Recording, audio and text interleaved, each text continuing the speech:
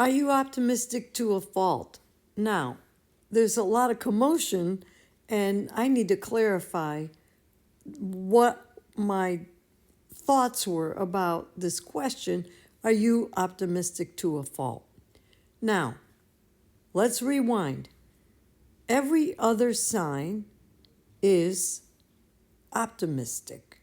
So it goes Aries, optimistic. Taurus, pessimistic. Gemini, optimistic. Cancer, pessimistic. And it goes all around the zodiac that way.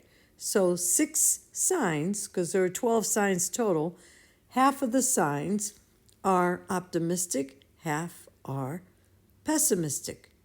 Now, if you have personal planets in many of the optimistic signs, then you might be overly optimistic.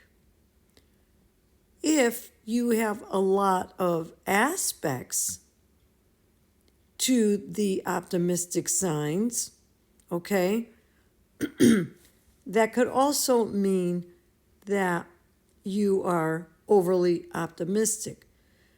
However, you're all missing the point. The point is you have to look at yourself, not your chart.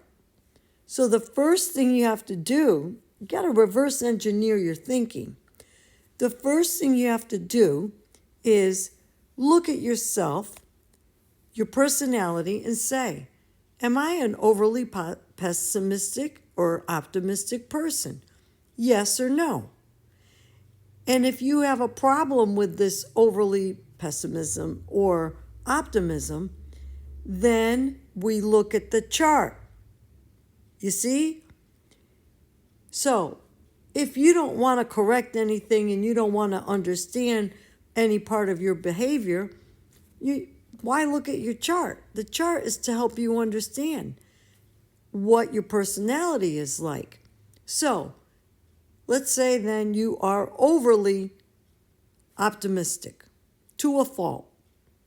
Oh, everything is perfect, everything is fine.